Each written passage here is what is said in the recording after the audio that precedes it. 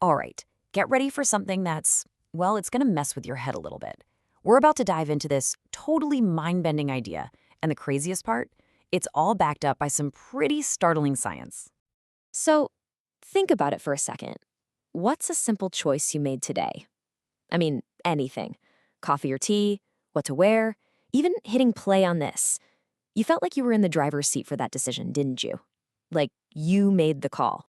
Okay, but what if that feeling, that sense of control, what if it's just an illusion? What if I told you that choice was made for you, way before you even thought you were making it? And that's what brings us to our first part here, the choice before the choice. Yeah, we're going to take a look inside the brain's decision-making process. And honestly, it's kind of scary. See, this isn't just some late-night philosophical debate. Real neuroscientists wanted to figure this out. So they put together this experiment to try and pinpoint the exact moment a choice actually gets made.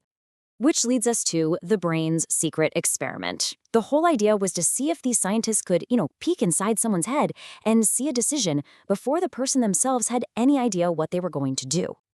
And the key to all this was a piece of tech called an fMRI scanner. Basically, it's this huge machine that lets scientists watch your brain activity happen in real time. Think of it like a live weather map, but for your thoughts. Super cool. So the setup was actually really straightforward. They'd put someone in the scanner, show them two buttons, and just say, hey, whenever you feel like it, press one of the buttons. That's it. And all the while, the scientists are just watching that brain map, looking for any sign, any clue that a decision is being made. And what they found? Well, it led to something we're calling the 10-second gap.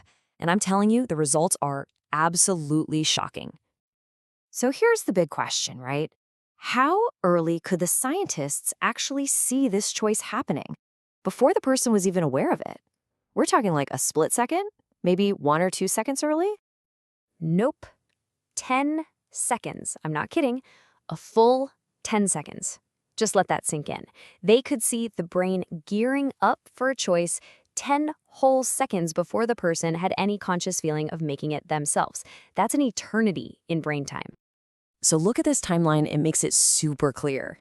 It all kicks off with your brain's unconscious activities starting to decide.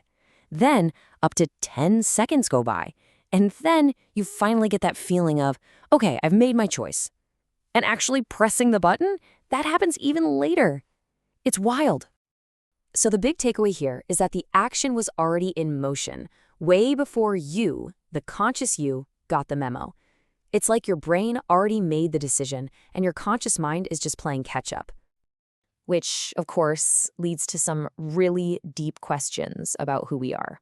So for this last part, let's ask, are you the narrator?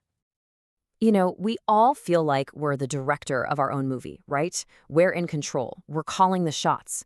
But what if this research is right? What if we're not the director at all? What if we're just the narrator, simply describing a choice that was already made for us deep in our brain? I love this quote. It just nails it. You are watching a movie where you believe you are the star, but the script was finished long ago. It really makes you think, doesn't it? It's like our conscious mind is just telling the story of what our body is already doing. So when you put all the pieces together, it points to this kind of unsettling idea. That feeling of free will, it might just be a story. A really convincing trick our conscious mind plays on itself, long after the real decision has already been made. So I guess I'll just leave you with this to chew on. If you're not the director of your own movie, if you're not really in the driver's seat, then who are you?